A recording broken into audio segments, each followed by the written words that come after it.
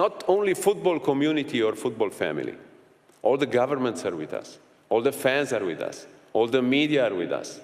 Only some greedy people, a few, are on the other side. Are we allowing them to take football? No. No, you can trust me. We will not allow that to do. Chief Referee and Officer of PGMOL, Howard Webb, is joining us now. It's good to see you, Howard. It's been a busy week for you. Yeah, we've been doing the rounds, doing what we said we would do. That's, giving some transparency, drawing that curtain back on some of the processes, particularly with VAR. I think people want to hear and see more about how we get to make those big decisions. Well, obviously, we're always trying to improve what we do and raise the standards and giving the officials on the field all the tools that they need to be successful. And the referees play a part in that and allowing certain amounts of contact. So, we're looking at increasing our coaching group. Our analysts are coming in to, give our officials information about some of the more dark arts that we see in the game. We've never really been able to do that in the past. So there's a lot of things happening that's going to serve the game well now and in the future. And how much do you listen to people like us? There's so much said about VAR and everyone's got an opinion. And how much do you take in from people like us when we talk about it? The conversation around Arsenal and Manchester City after the controversial final has continued to grow because football fans everywhere are still debating whether the match was truly decided by quality on the pitch or by moments that VAR failed to handle properly.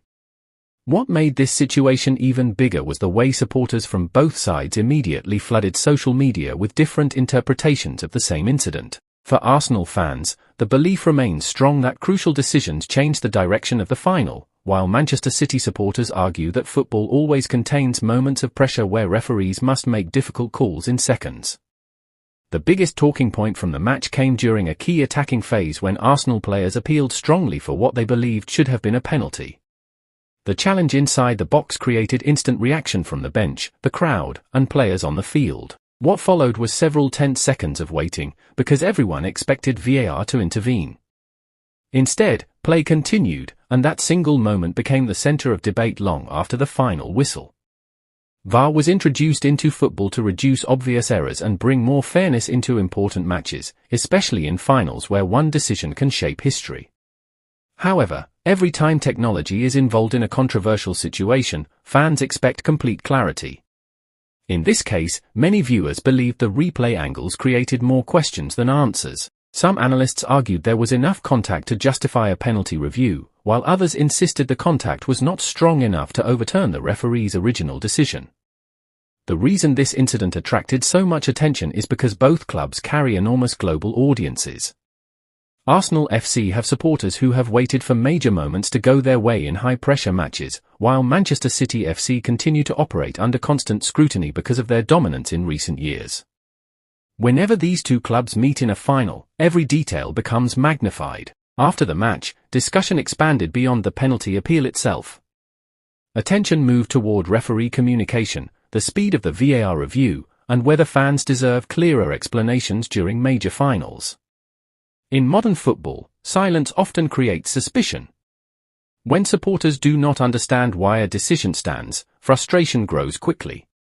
That is why every major VAR controversy now becomes bigger than the match itself. FIFA rarely comments directly on every controversial domestic decision because many competitions operate under separate officiating structures, but whenever football fans mention FIFA in moments like this, they are really expressing frustration with how the game is governed globally. Supporters want consistency, especially when elite clubs are involved. For Arsenal, this controversy also reflects a larger emotional pattern. Their supporters often feel that major moments in decisive games become difficult to accept when officiating enters the spotlight. For Manchester City, winning while controversy follows has become part of the pressure that comes with being one of the strongest teams in Europe. Success brings admiration, but also constant criticism. The final itself had quality, intensity, and tactical discipline from both sides. Yet football often remembers one decision more than 90 minutes of work. That is exactly what happened here. Instead of only discussing movement, finishing, midfield control, or defensive structure, much of the football world focused on one VAR moment. This is why debates like this remain powerful. Football is emotional because every supporter believes justice should be visible.